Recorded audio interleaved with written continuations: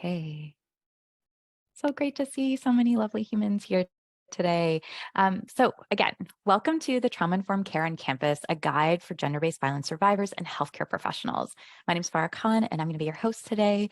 And I can tell you that I'm so excited to be here. So just a little bit about us. Today's training is a part of the National Skills Series, where we feature subject matter experts in conversation about urgent issues, emerging trends, and promising practices and strategies to address gender-based violence on campus. I'm going to be in conversation today with the authors of the tool, Hilary Swan, Amal, oh my gosh, Amal Imani, and Laura Murray, who are some of the authors of the workbooks. Addressing Campus Healthcare, a guide to gender-based violence survivors and promising practices for campus healthcare professionals. These workbooks are now available for free for download on our Courage to Act Knowledge Center. When you access these workbooks, you will see it pop up asking if we can reach out to you in a few weeks to see how you're using the tools, what's interesting to you, what's working, and we can move forward that way. Do you want to go to the next slide? So it's really important that we always situate ourselves in acknowledging the land and our connection to this work. And we love this quote by Dr. Sarah Hunt. She says that sexual violence is just one manifestation of the continuum of violence wrought by settler colonialism. If you haven't read her work about rape culture and decolonization on campus, we highly recommend it. And for us, we really notice and name this every time we do this work. That this work is taking place on traditional territories of many Indigenous nations. The land that I'm on is the territory of the Mississaugas of the Credit, the Anishinaabe, the Chippewa, the Haudenosaunee, and the Wendat peoples, and now is home to many Indigenous nations, Inuit and Métis people.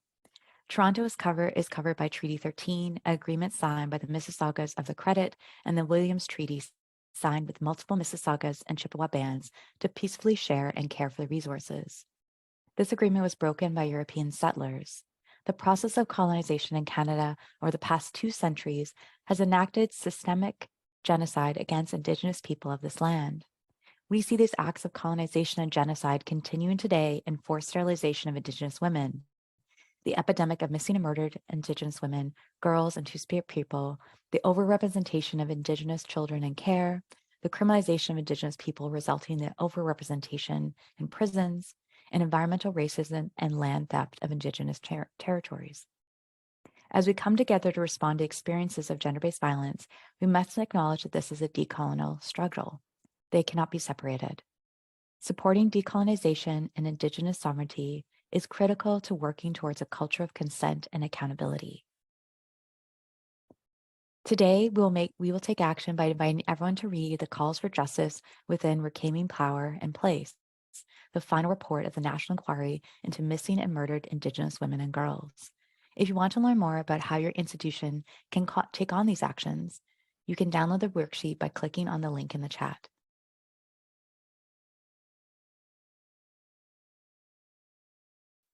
So Possibility Seeds leads the Courage to Act project. We are a leading social change consultancy dedicated to gender justice, equity, and inclusion. We believe safe, equitable workplaces, organizations, and institutions are possible.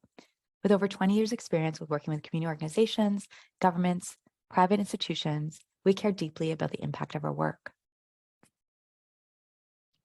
And let me tell you a little bit of Courage to Act. You probably are like, we've been with you for 5 years, Farah. We don't need to know anymore. But I think it's important to name. The Courage to Act is a multi-year national initiative to address and prevent gender-based violence on post-secondary campuses in Canada. It builds on key recommendations within the Possibility Seeds Vital Report, Courage to Act, developing a national framework to address and prevent gender-based violence at post-secondary institutions. Our project is the first national collaborative of its kind to bring over 170 advocates and thought leaders from across Canada to address gender-based violence on campus. I also want to take a moment to acknowledge our funders. Our project is made possible through generous funding and support from the Department of Women and Gender Equality, or WAGE, the federal government of Canada.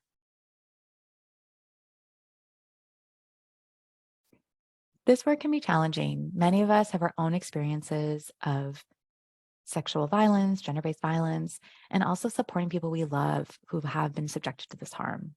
A gentle reminder to be attentive to our own well-being as we engage in these difficult conversations. You can visit the self-care section of our Skillshare page or visit our self-care room by visiting the link in the chat.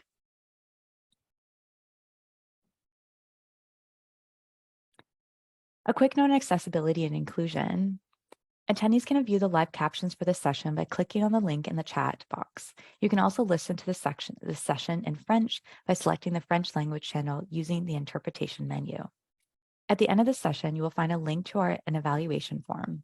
We'd be grateful if you took a few minutes to share your feedback as it helps us approve. This is anonymous. Following the session, we will also email you with a copy of evaluation form and a link to the recording so you can view it again. Before I introduce you to the authors, which I'm so excited to, I just want to remind you that you can add questions in the Q&A box throughout the session, and we'll pose these to the authors at the end. We'll try to engage with as many questions as we can in the time we have together. So I'm so excited that I get to introduce you to our brilliant panelists. So the first one is Amal Amani, the Equity and Education Services Coordinator at Carleton University's Sexual Assault Support Center.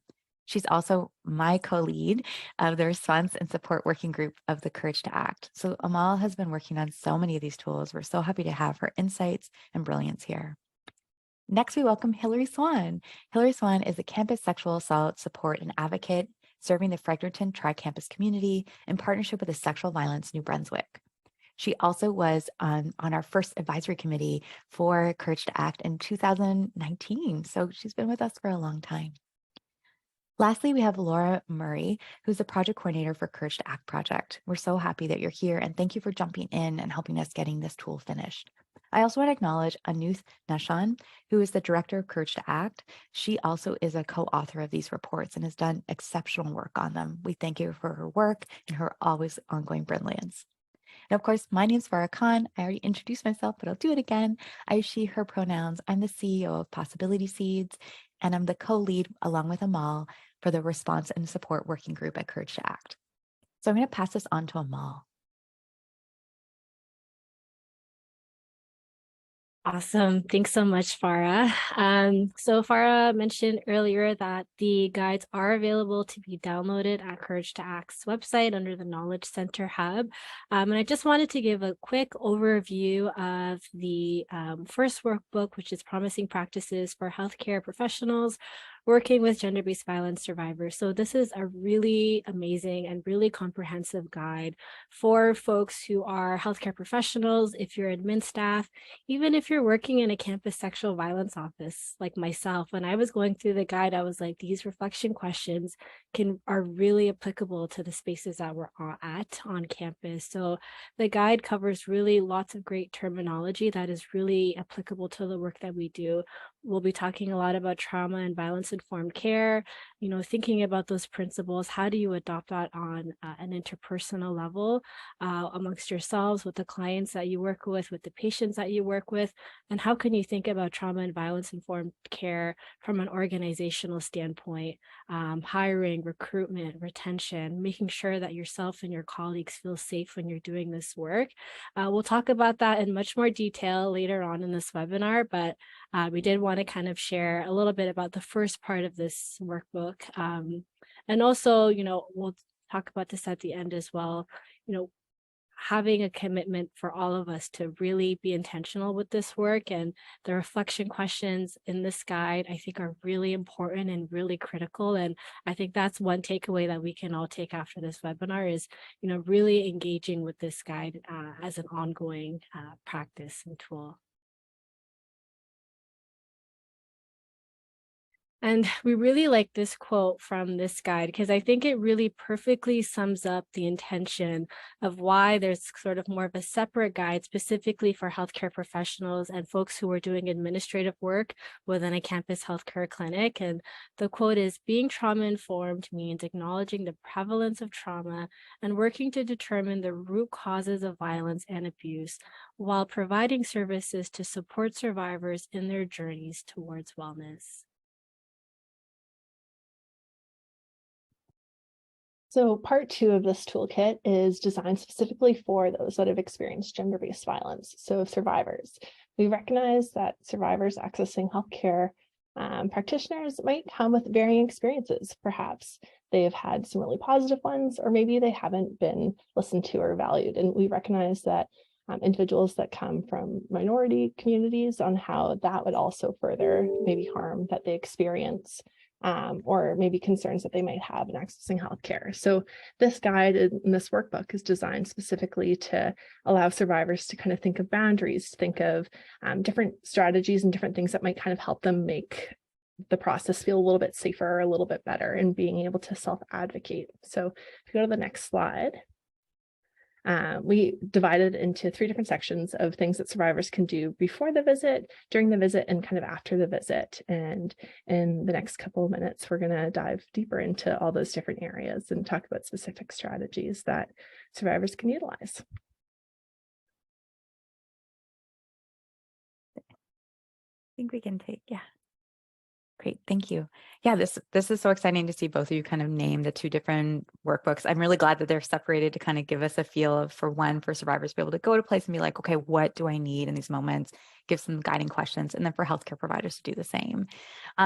Hilary, I'd love to know from you just like how this project came to be. I know you and I, through the advisory committee, this was one of the key things that was named in the initial Courage Act report, and you ran with it for the first 2 years of the project. You want to share with us?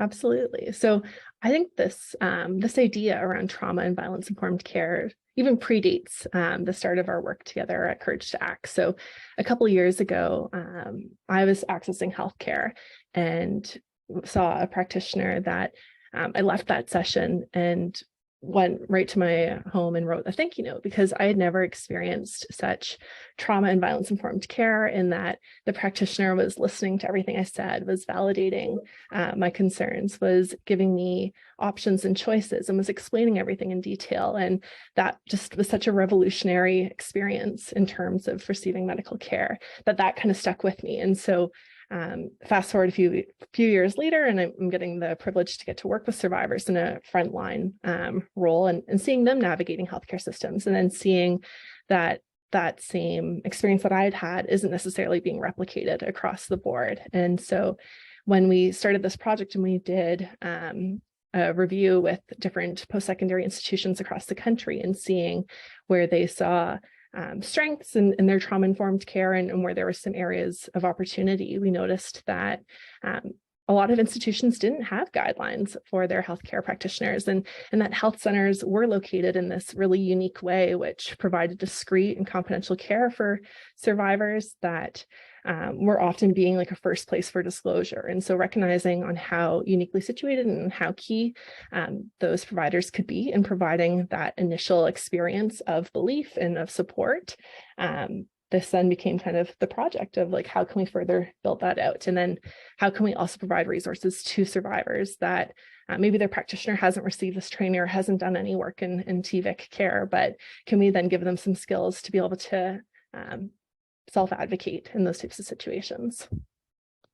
Thank you so much, Hilary. Yes, and so that was a conversation that many of us had when we started working on this project. So Hilary, we were so lucky to have Hilary with us for the first 2 years of this project, and then Amal, myself, and Anuth and Laura take on the project and take it to the finish line, we know, with rewriting and jigging and working on it and editing it. So it's so great to have such a collaborative process with this to move it forward, and to have such a way of kind of having that conversation of trauma-centric, making sure that survivors are, having the autonomy to name what they need and how to move forward. So I'm going to leave it to the next question I really want to understand too is, Amal and Laura, survivors from communities that are underserved and face barriers to accessing care, maybe hesitant to engage with campus healthcare providers. What should healthcare providers know when working with diverse GBV survivors? Amal, I'll start with you. Yeah, this is something I thought about a lot when going through this guide over the last year, because this is something that is all too real and all too common in a lot of our communities. And I think survivors from underserved communities typically or can receive poor quality of care, and that can look like not being believed. It can look like having your concerns dismissed or ignored. It could look like not receiving a follow-up appointment when you know that that is a standard practice. It could look like having to advocate over and over again to maybe be referred to a specialist or an expert who is specialized in the care that you do need. It's just that constant act of having to fight for the care that you need, and most importantly for the care that you deserve, and that can be really traumatic. So that's something that was always in the back of my mind, because I think a lot of us can point to someone in our personal lives, certainly within our professional lives, where it's sort of that ongoing battle of like, I have to keep like half of my appointment is me just having to ask for what I need. And really it's what survivors deserve. It's that standard quality of care that's safe and that's accessible to them. That's, I think, one thing that I thought about a lot, specifically with part one of the guide, is that hesitancy is not personal. And that's something that even for folks who are on the call, if you work at a campus sexual violence office, you would know this too, that hesitancy is it usually comes from a place of, I've been through this before, I don't want to have to go through this again. So I think it's really, knowing that there's, so many layers of trauma, and that those layers of trauma are often rooted in forms of racism, colonialism, ableism, homophobia, transphobia. How can I, knowing this, work from a place of building trust? And that can take a really long time. So those are the things that I thought about, sort of knowing that this is all too real, all too common, but then knowing that as a provider, as a professional in this space, knowing that it's not about us in that moment, it's really about, again, providing the best standard and quality of care, because at the end of the day, that's what survivors need, and that's what survivors from underserved communities deserve. Yeah. Yeah. I really like that you name it's not a nice thing to do, it's a have to, right? This have to piece that both you and Hilary are really naming. Like, we shouldn't be shocked that a service provider in healthcare provides us with trauma-informed support. And we shouldn't not expect our healthcare providers also to have that intersectional lens to understand that trauma survivors come from, a lot of times, from racialized Indigenous communities, Black communities that are so underserved and feel so nervous about coming to care. And maybe it's the first time that they've come to someone who they hope will get it this time. Laura, do you want to add anything? I know you trauma nerded out in this guide. I did. I absolutely did. And really building off of the work that you and Amal did on this piece. Amal, I absolutely agree with so much of what you said, especially not taking this personally. One thing that's really important, especially for maybe people who look like me, who are incredibly privileged, to reflect on their own biases. What else do they need to learn? And what training might they need to support their student body and the diverse gender-based violence survivors that access their services and access their campus healthcare centers? Like one practice that we highlighted and included was that health admin staff should really ask about what pronouns and chosen names that the patient uses and communicate that to the healthcare professional that they're going to see, or anyone else who's directly working with that person. Because we know that only about 21% of trans survivors seek healthcare due to fear of discrimination. So we really want I really just want to emphasize the importance of doing training and applying new skills that you've learned, especially training around anti-racism, cultural competency, trauma-informed care when working with the 2S LGBTQ community, and applying these skills that you've learned afterwards. And I think it's also important to recognize how important collaboration is in this work. And I think engaging with students, especially to really understand the student body and the diverse needs that they have.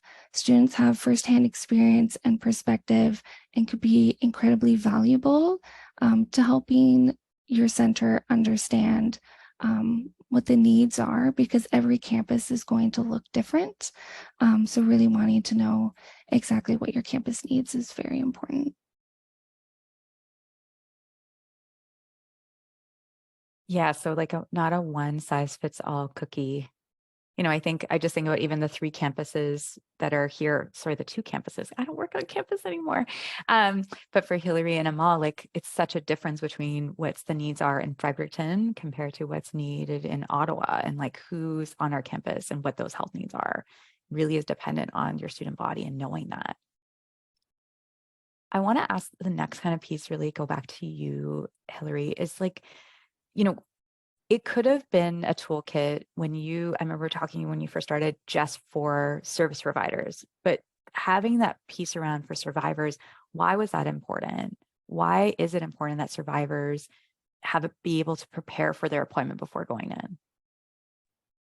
Yeah, thank you for asking that question. So we do recognize that there are so many hoops to jump through even before a survivor feels safe enough to walk in that door at that healthcare's office, at that healthcare practitioner's office.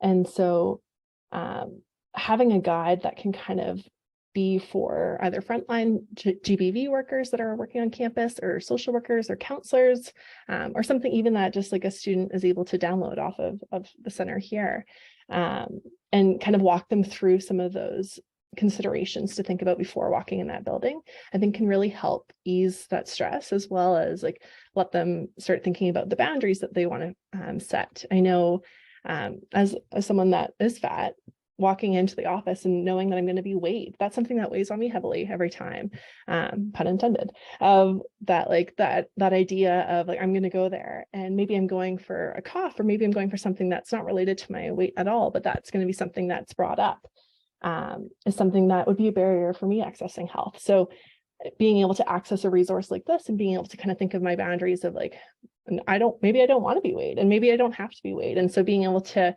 articulate that, or if my healthcare practitioner is saying that, no, you absolutely have to be weighed, then being like, well, I don't want to hear that number, nor do I want to have a conversation around that weight type of thing. And so asking to be weighed while turning my face away, or having them just record that number with like a sticky note on top and then me leaving type of thing. So allowing survivors to think in advance of what those boundaries are, allowing them to consider, would a support person be helpful in this instance? Could I bring in a partner or a friend or a family member that would be able to be there and kind of be a secondary person, maybe to hear information, and having that conversation with them in advance of, this is what I'm going to need from you in this instance.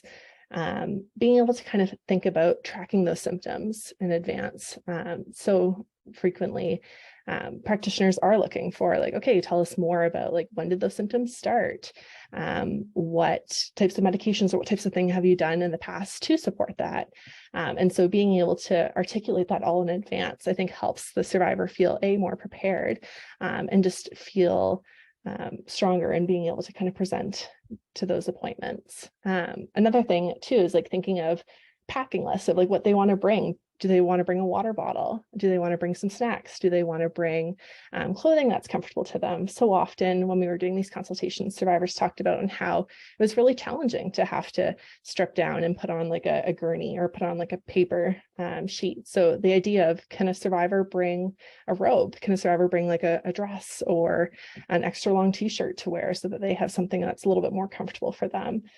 These aren't like revolutionary, but I think it goes to like creating safety and creating autonomy for survivors that in turn allow it to be more of like a co-collaborative experience. And I think about the fact that sometimes, not even sometimes, for many survivors, the unknown is what is so traumatizing, right? Not being able to plan, because that's what happened with harm, right? It took away the ability to have control. And so being able to prepare allows us to gain that sense of control.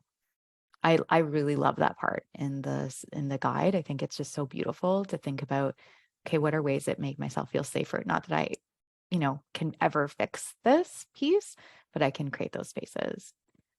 Amal, for you, what strategies or tools are provided in the workbook to help survivors in their healthcare appointment? What are ones that you really stood out for you? Yeah, I think just going off of Hilary's points on how survivors can prepare for their appointment or before their appointment, one thing that really stuck out for me was taking notes. and how sometimes appointments can go by so quickly. The information can be so overwhelming and really scary too. So I think having that option to maybe quickly use the Notes app on your phone, which is something I use every day. And in the workbook for survivors, there's a template at the end of the guide for survivors if they want to take hard copy notes as well during their appointment. So I think having that information handy afterwards, because again, that information can be overwhelming and can be difficult to process in the moment, because sometimes appointments can be quite fast paced. And then sort of going off of Hilary's earlier point about a support person, in the guide, one of the tips that we share is asking questions. But again, I also recognize asking questions can be really difficult. And again, it can be scary. It's that fear of, will this change the nature of my relationship with my healthcare provider? So one thing that I've done a lot in my personal life, a lot with my family members, I still do it, is when one of us goes to a doctor's appointment, sometimes we're the ones who ask those questions on behalf of, my sibling or a cousin or a loved one, just to kind of be that buffer. Because in that moment, again, when processing all of the information, it could be difficult to have questions ready, and it could be difficult to pose those questions too, depending on the nature of the relationship you have with your provider. And then kind of, again, adding on to the point around boundaries, maybe part of what that conversation can be, if you are asking questions, is, these are what my nonverbal boundaries are. These are the nonverbal cues I'm going to give you when I want you to stop, when I want you to pause, and when I want you to pause and ask questions. I'm going to raise my right hand so you know that I want you to pause and I want to know what's going to happen after. The verbal cues I'm going to use is, can you please stop? So those are some of the things that you'll find in the guide. And I think, going back to the point around questions, I think one question that, I always talk about with my family members is always ask, like, well, how much is this prescription going to cost me? Can you recommend a place that's more affordable for me to find this prescription? Can I find it at Costco? Can I find it at Walmart? Will my insurance cover this prescription for me? Those are questions that, like, me and my relatives, we always ask, because one of the worst things is when you finally get the thing that you need, you go to the counter and you realize, I don't even think I can afford this anymore. So I think ensuring that, sometimes that information isn't readily available. So having those points ready. So those are some of the things that stuck out to me in the guide. They are in the guide, which I think is really helpful for folks. If you are working with survivors, you can print it out, you can have it ready in your offices, and it's also available online. I love that you're naming that this can be, it is a tool for survivors, but it can be a tool also for us that work with survivors. So we could sit down with them and be like, okay, let's plan this together. We can do this. You're not alone even to figure this out, because it can feel, tools are beautiful and wonderful, but it can still feel really overwhelming to start answering some of those questions. Laura, for you, what is something that really stuck out for you in the survivor tool? For me, it's really, one thing that stuck out to me was planning how to take care of yourself after the appointment is done. Thinking about what you need to feel comfortable and cared for. So one idea could be surrounding yourself with people. Are you bringing a support person with you to that appointment? If you're not, maybe making a plan to meet with someone afterwards. If you are bringing a support person, maybe talking about whether you want to debrief and compare your notes either directly afterwards, or maybe you just need a moment to get grounded. You want to go walk together, watch your favorite show together. And then when you feel ready, that's when you can kind of debrief the appointment and compare notes and go from there. Also thinking about what brings you joy, and maybe having that on hand. You can light a scented candle. I remember for me, after this one particular healthcare appointment, there was a cafe next door that sold amazing cookies. So I would always make sure to go and get a cookie. It was always a wonderful experience if I brought a support person as well. And that made it just like a little bit easier to go to this healthcare appointment. And it's also really important to check in with yourself afterwards, really reflecting on if you felt better or worse after the healthcare appointment, thinking about the boundaries that you had established. Did that healthcare professional respect your boundaries? Did they validate or dismiss your concerns? And to know that it's okay to walk away from a healthcare professional if they're not respecting you, and that it's okay to ask to see someone new next time that you go to that center. Thanks for naming that. I think it's so intimidating to like, listen, we're all grow up with that thing where doctors, they know best, nurse practitioners, they know best. And so to be able to even have an intervention where you can challenge it, especially when you're in such a vulnerable place, is so important to be affirmed. And so thank you for naming that piece. And speaking of healthcare providers, I want to ask both Amal and Hilary, as both of you do ongoing support for survivors of gender-based violence who are subjected to harm, what's one creative intervention that you've learned from a survivor that's helped you inform this workbook? Hilary, do you want to start? Sure. The one that really stands out to me is something that I knew someone that was going to get a healthcare appointment at the hospital, and it was going to be a transvaginal ultrasound.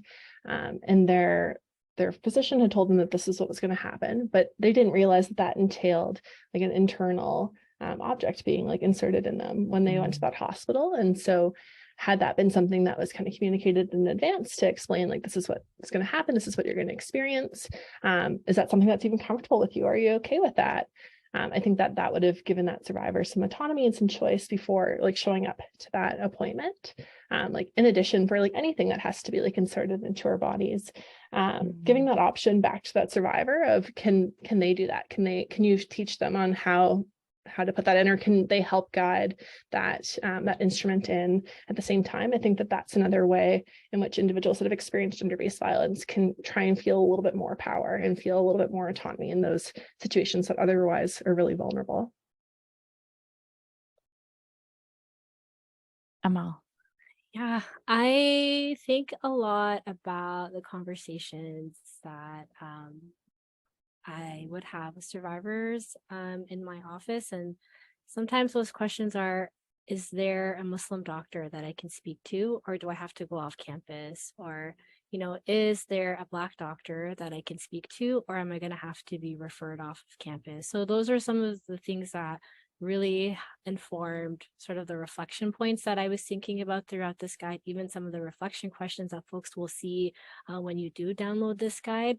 I know may not be deemed as a creative intervention, but it's an intervention that is all too necessary and all too critical for survivors who are again looking for the kinds of care that they need and that they deserve. Is, will I have someone who is just going to get it, or do I have to go off campus to another health center if that doctor is even accepting patients? And we'll talk a little bit about that with the healthcare providers workbook about some of those gaps, but yeah, those are the conversations and the questions that I was always in the back of my mind as we were working through this workbook.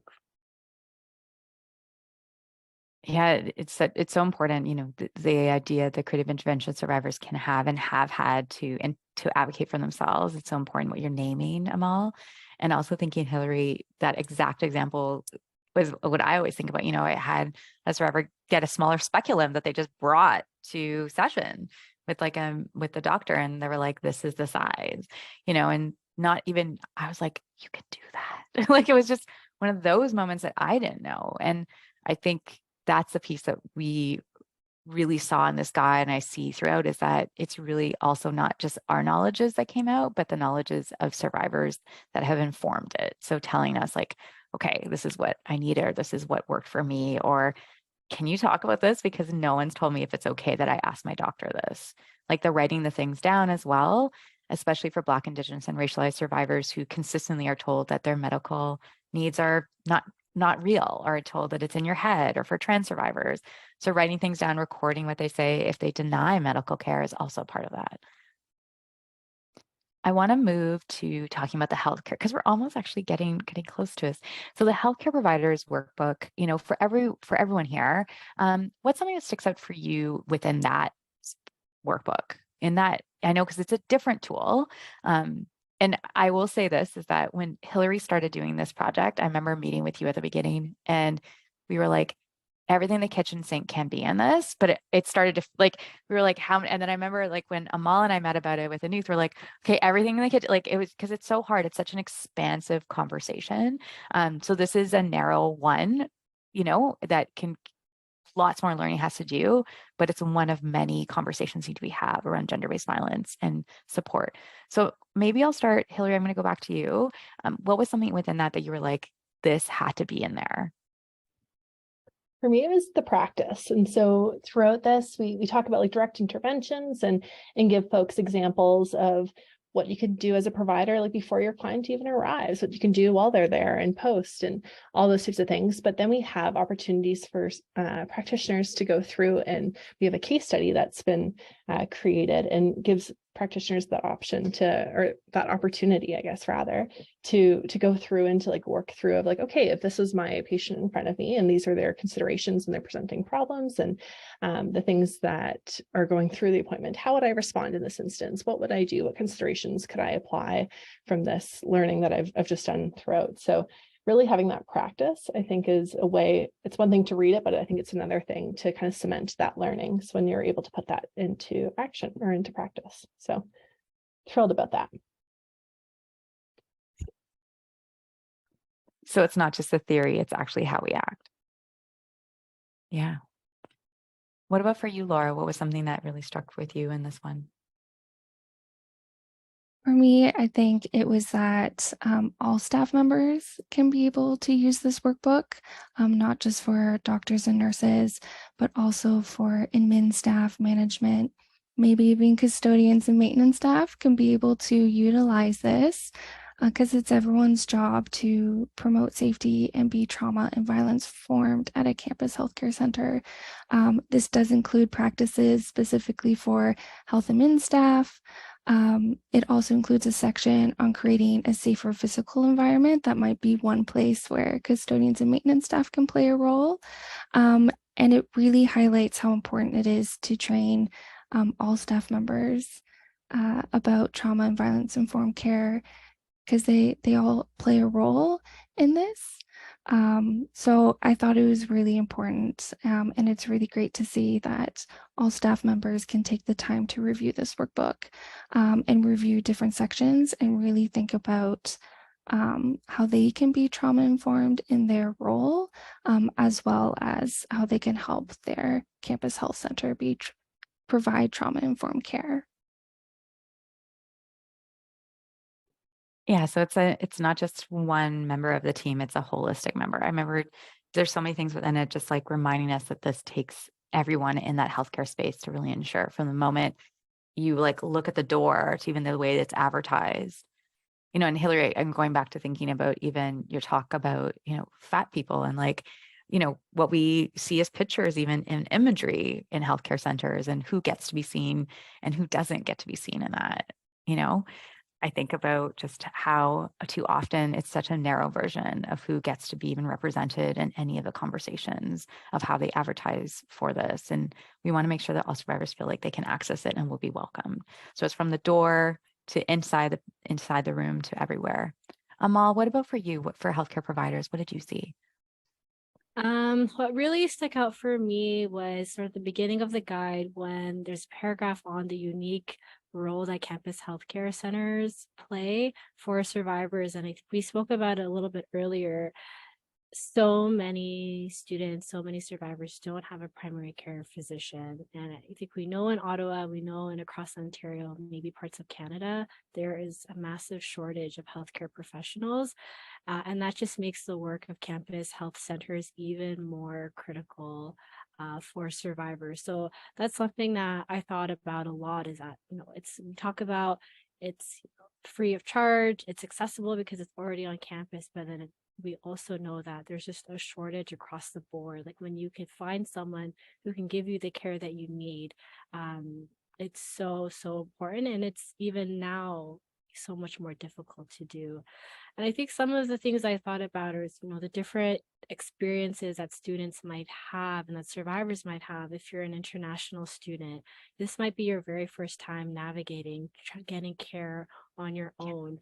Even if you're a domestic student, maybe this is your first time going to doctor's appointments without having a caregiver or a parent or a loved one in the room with you, and kind of trying to figure things out on your own, or even just going to a doctor's appointment in a brand new province or in a brand new city. Those could be really scary feelings. So those are some of the conversations that I know we had when putting some of this work together, is that, we know that the work campus healthcare centers do is so critical, and just naming why exactly it's so critical for so many survivors.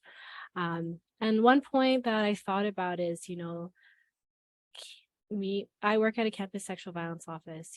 Campus sexual violence offices and campus healthcare offices or health and counseling service offices have such a critical relationship, because the work that we do, there's so much similarity around, academic accommodations or considerations, receiving disclosures of sexual violence. And, I think about the relationship that we have in my place of work with our campus healthcare center, and it's so important.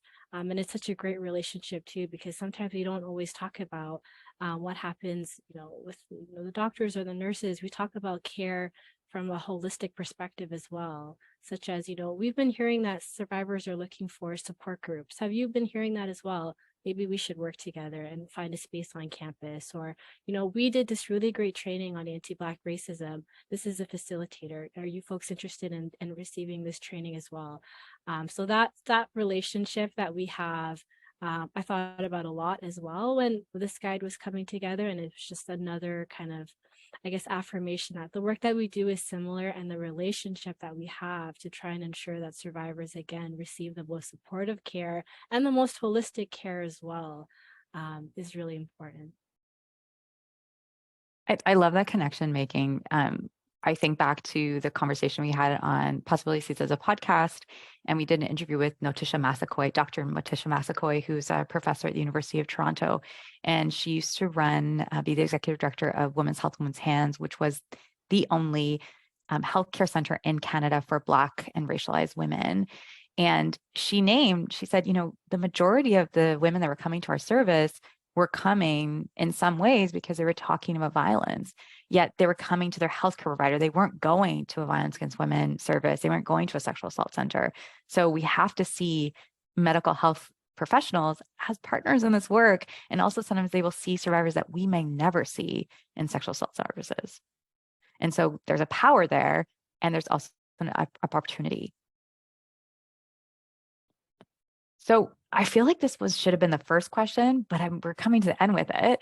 Because so much jargon sometimes in the gender-based violence sector, I think in every sector, because I'm working in a different sector at the moment. I'm just like, oh, wow, every sector's got lots of words. But we've all talked about trauma a lot here, and trauma and violence-informed care. Can everybody kind of tell me, what do we mean by that? And why is it important? Because usually people say trauma-informed care and people say, violence over here. Why is it important they come together? And Hilary, I'm going to start with you because, when you first solely started this work, that was something that really was a big part of the research that you were doing in conversations. Yeah. And it was you that really inspired that violence piece of how important that was, because I think when we talk about exclusively just trauma-informed care, that's focusing on how, running that assumption that everybody that we're coming in contact with has experienced some sort of trauma that is then impacting them. And so instead of asking what's wrong with you or why are you behaving this way, it's coming from that understanding of that, well, what has actually happened to you? And that maybe the way in which you're coping is actually just a response to that trauma versus it being something else. But I think that violence, in only focusing on just trauma-informed care, I think we miss that violence piece. And within that violence piece, we miss the oppression, and we miss on how individuals, social locations, so their race, their ability, their gender, their sexuality, and how all those different aspects play into an individual's experience of both accessing care, their healing, and also just their targetedness for that harm. So I'm really glad that we have expanded that term to include both that violence piece as well as the trauma, because I think just to say this is just trauma-informed care kind of misses that necessary bit of like oppression and that social isolation or social location. Amal, what about for you? Why was that important to have in there? And I know you even talked about another layer of that. So it's not just trauma informed and violence informed, but also taking the social location piece to recognize too. It's not just like, I love listening to you talk about it because you're like, okay, Farrah, yes, it's not just what you're happening to you. It's also like what's been done to your community. Yeah, absolutely. And what I like about, the Guide for Healthcare Practitioners is that it's divided into sort of thinking about trauma and violence informed care from an interpersonal level, such as, questions that you can ask yourself. How are racism and colonialism perpetuated in healthcare? Who is the makeup of the clients who request and use my services? Who are those communities? Do I have connections with those communities? Again, thinking of not just like from the individual perspective, but from a collective perspective too, because when harm and trauma happens to one person, it really affects communities as a whole. So I think thinking about that and thinking about those questions really critically are really great principles to adopt. And then I thought about near the end of the guide when we talked about trauma and violence informed care from an organizational standpoint. And what I thought the most of is how can we take care of each other? Because again, this work can be really difficult. It can be really isolating. I know the folks who work at the campus healthcare clinic on my campus work nonstop, like maybe 5, 6, 7 clients in a day. That's a lot. That's really difficult work. So I think there are some tips at the end of the guide of thinking about these practices in a way of ensuring safety for yourself. How can you do this work where you feel supported? But then also, how can you do this work where folks who need the most support, Black, Indigenous, and racialized staff, how can they also feel supported as well? So I kind of thought about it in those two ways, like you as, an individual from an interpersonal perspective, but then also the culture of your workplace. How do we make sure that we're able to do the best job that we can, but then also making sure that we feel cared for and supported by our team? Laura, I'm going to go to you next. Yeah, for me, a big part of trauma and violence informed care is understanding how key relationships are, relationships that are built on trust, understanding, and safety. This comes from an understanding that trauma can impair the ability to have trusting and maintain relationships. And trauma can really negatively affect a person's relationships and a person's sense of belonging. So staff at campus healthcare centers really play an important role on building trust. As Amal had mentioned earlier, this might be the first time a student is navigating healthcare on their own. For international students, this might be the first time they're navigating healthcare in Canada, and so they might not be familiar with the processes. So being able to call someone on the phone who is compassionate and non-judgmental and is starting building trust from the very beginning is very important. And I really just want to highlight just like how key relationships are when it comes to trauma and violence informed care. Thank you so much. Yes, I think the relationship piece is such a part of this, and seeing that patients are not just someone that is taking in this, but are part of the process. I know we have about 10 more minutes, and I just saw the two of the Q&A, and I want to name one of them. So I want to give a shout out to Martha Painter, who was our community reviewer, and we were so honored to have Martha as a part of it. I'm going to put her website down here, but I'm going to tell you a little bit about it. So we actually had Martha look over the toolkit to give us really good feedback. And Martha herself is Dr. Martha. I'm always going to remember that. Dr. Martha Pinter is an assistant professor at the Faculty of Nursing at the University of New Brunswick, where clinical teaching and research focuses on the intersection of reproductive health and the criminal justice system. She's also affiliate scientist for the Nova Scotia Women's Choice Clinic and the founder and past chair of Wellness Within, an organization for health and justice, the only organization in Canada dedicated to advancing reproductive justice for people experiencing criminalization. She is the author of Abortion to Abolition, Reproductive Health and Justice in Canada, which was published last year. It's a fantastic book if you haven't read it. We were so lucky to have her feedback and insights throughout this as a clinician. And then, just having her as a community member in this conversation was really important. So I know that was one of the questions, do we have practitioners? We did, which was really important for us. We also had a question how this could be used in public school board. Public school boards have health and wellness teams oftentimes, so social workers, counselors, they have superintendents, everyone. So it is really a part of that. We oftentimes say it at Possibility Seeds when we work with high schools, because we do a lot of that work, is that moving from a response first to a support first model is really key. So not going to that place when a student comes to you and said they were sexually assaulted, to go straight to that place of, okay, we got to report it, we got to do all these things, to actually a place of what does that student need to heal in this moment. A healing-centered approach is really important, and naming that and having that place. And so this is one of them. So if you're working with a student who, oftentimes their parent was coming with them to health care needs, this would really help them. So I don't think that any of the tools that are produced with Courage to Act cannot be amended to use in high schools, and we're seeing that. So Peel District School Board is using a lot of these tools, and other school boards as well.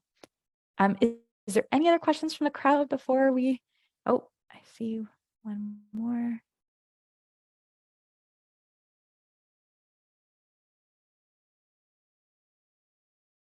I think we did answer them all.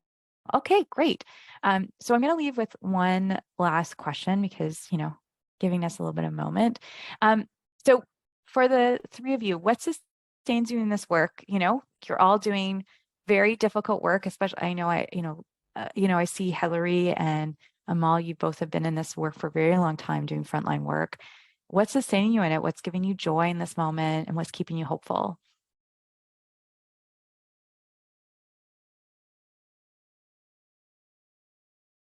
Besides Love is Blind. I can go first.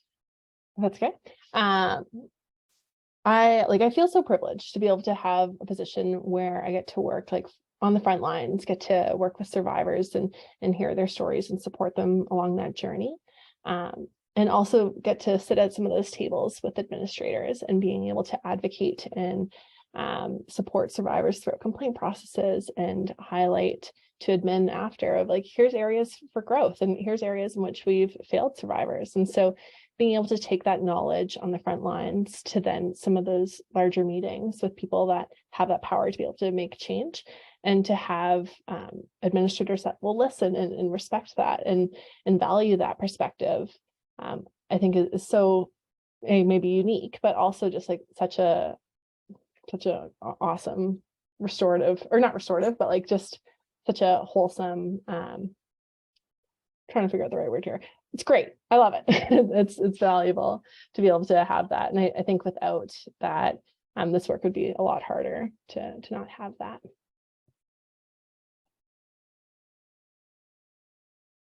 Yeah, I always think about kind of the quieter moments, or sort of the behind the scenes moments of the work, because I find some of the more systemic pieces can be really exhausting, like working on updating your policy, trying to implement yearly trainings for different departments or faculties. All of that can be a lot, but I find when I get that email that an accommodation went through, I'm like, okay, yes, thank God.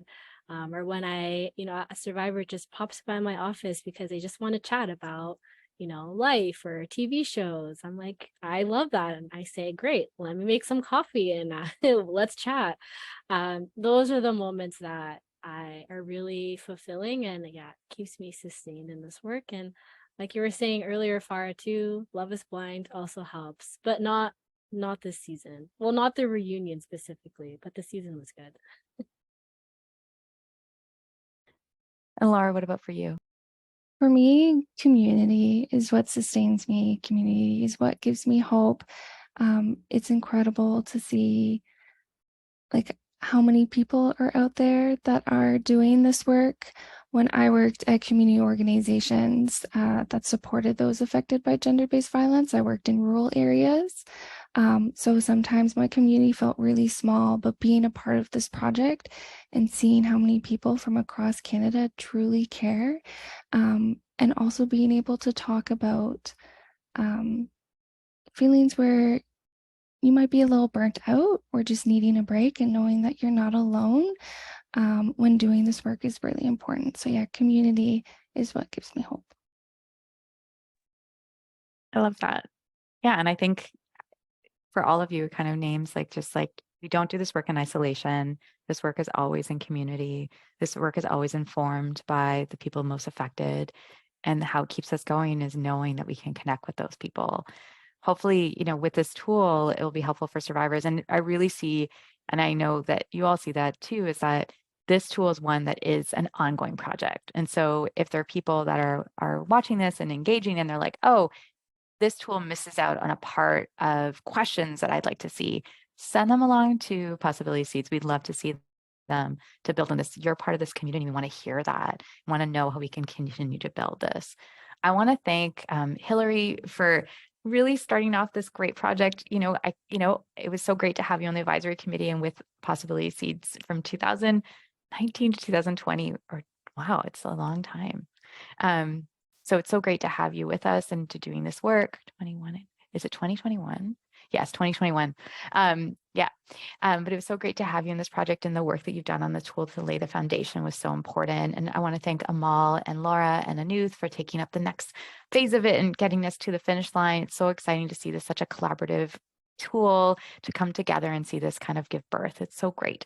Thank you everybody for joining us. And of course, this will be posted in the next couple of weeks. Thanks everyone. Have a great day. Bye. Oh, wait, I have things I have to say to you first. I have to say things, and I'm so sorry that I didn't. I also want to just give a shout out to two other things. I want to give a shout out to Brittany, Abriana, Anuth, Adrienne, our interpreters and our translators and our Holt and Maya for doing all the background work to make this happen. I want to make sure and thank our funders, Wage, as well. Thank you for doing all the work that we can have this beautiful moment and space. We can only do it with your support and your ability to juggle so many things. Okay, have a great day now. Thank you. Bye.